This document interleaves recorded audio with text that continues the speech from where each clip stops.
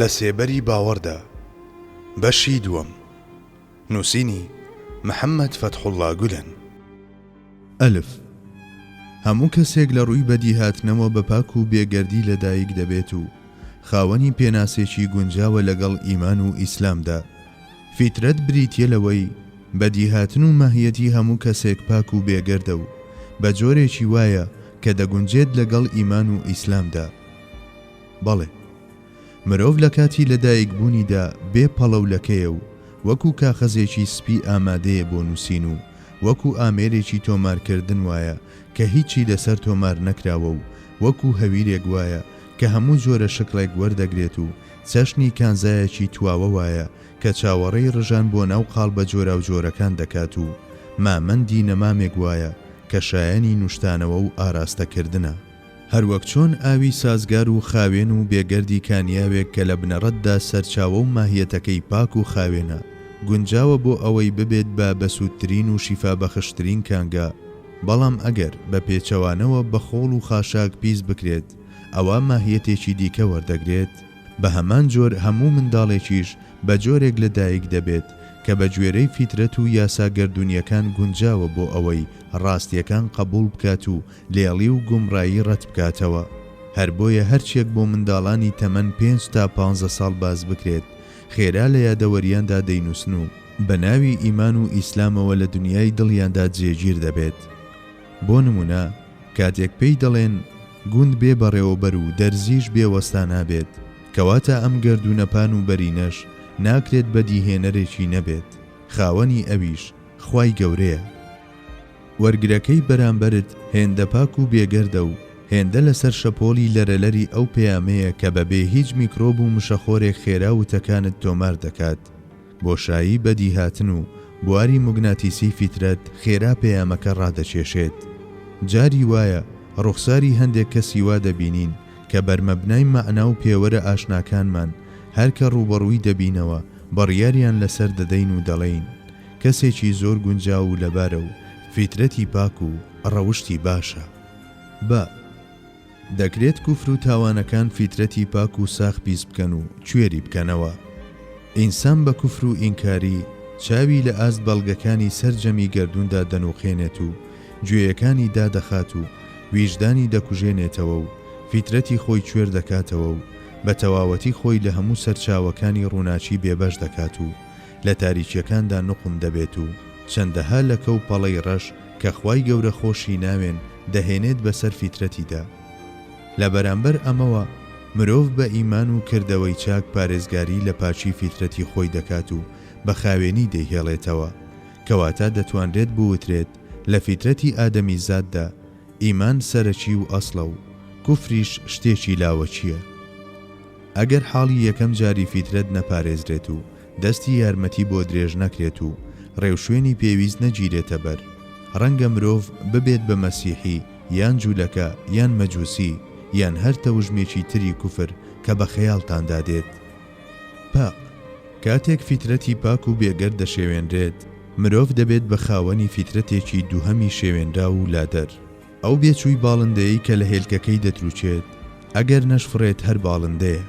بەدیهاتن و سروشتی ئەو گونجاو و لەبارە بۆ فڕین لە قۆناغی باڵەفڕچێدا دەبینین ڕادەکات و بەرز دەبێتەوە و هاوڕێ لەگەڵ کەوتنی چەند بارەدا هەوڵی فڕین دەدات.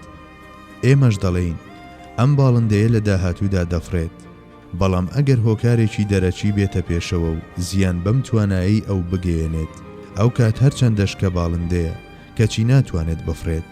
هەروەک چۆن شکاندنی پەڕ و باڵی باڵندەیەک و خەساندنی و بەندکردنی لە قەفەسدا توانا و لێهاتنەکانی فڕینی دەکوژێت، کوفریش بە هەمان جۆر فیترەتی سەرەتای مرۆڤ کوێر دەکاتەوە و دەیکات بە خاوەنی فیترەتێکی دووهەمی شێوێنرا و کە توانای فڕینی ناهێڵێت.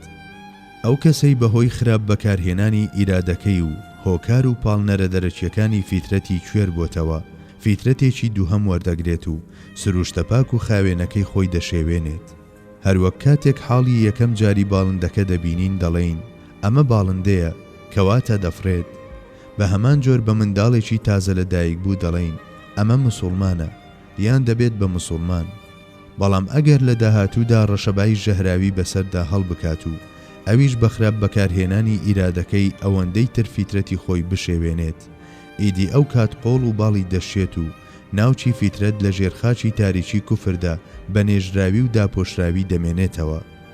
ئەگەر ئەو گەرمی و ڕووناچی و بارانە وەرنەگرێت کە پێویستن بۆ سەوزبوون و گەورەبوونی، ئەوە هەرگیز چرۆ ناکات و لق و پەل و تەرس فڕێنادات و لە ئەنجامیشدا نابێت بە درەختێکی وە کە لە هەموو وەرزێکدا میوە بدات.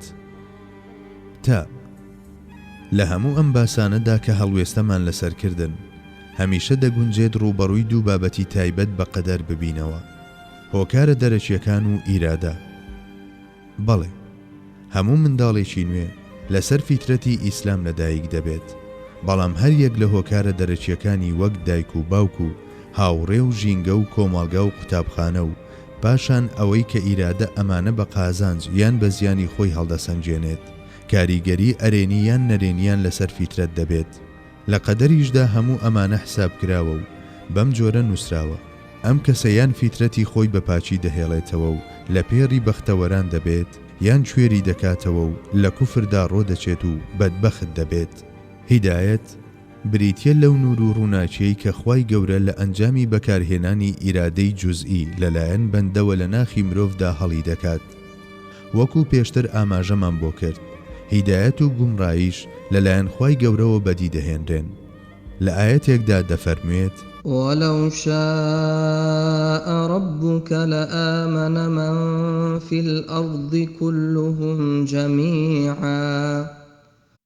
لە ئاەتێکی دیکەشدا دەفەرموێت: ولو شاء الله لجمعهم على الهدى. تەنانەت بە پێغەمبەرمان دەفەرموێت: فإنك لا تسمع الموتى ولا تسمع الصم الدعاء إذا ولوا مدبرين وما أنت بهاد العمي عن ضلالتهم. خۆی لە خۆیدا ئێمەش لە هەموو ڕکاتێکی نوێژەکانماندا داوای هیدایەت لەخوا دەکەین و ڕۆژانە 40 جار دەڵێین: اهدنا الصراط المستقيم. ئەم ئاەتەش دەکرێت لەم لایەنەوە سەرنجی لێ بدرێت: إنك لا تهدي من أحببت ولكن الله يهدي من يشاء. پێغەمبەری خوش دەفەرموێت: من وەکو بانگەوازکار بۆ لای ئیمان و هیدایەت هاتووم. ئەوە خوای گەورەیە کە بەندەکان بەرەو هیدایەت دەداتە بەر و ئیمان دەخاتە دڵەکانەوە. شەیتانیش کوفر و گومڕایی و گوناهەکان دەڕازێنێتەوە و وەسوەسە دەخاتە دڵەوە. بەڵام دیسانیش ئەوە تەنها خوای گەورەیە کە گومڕایی و گوناهەکان بەدی دەهێنێت.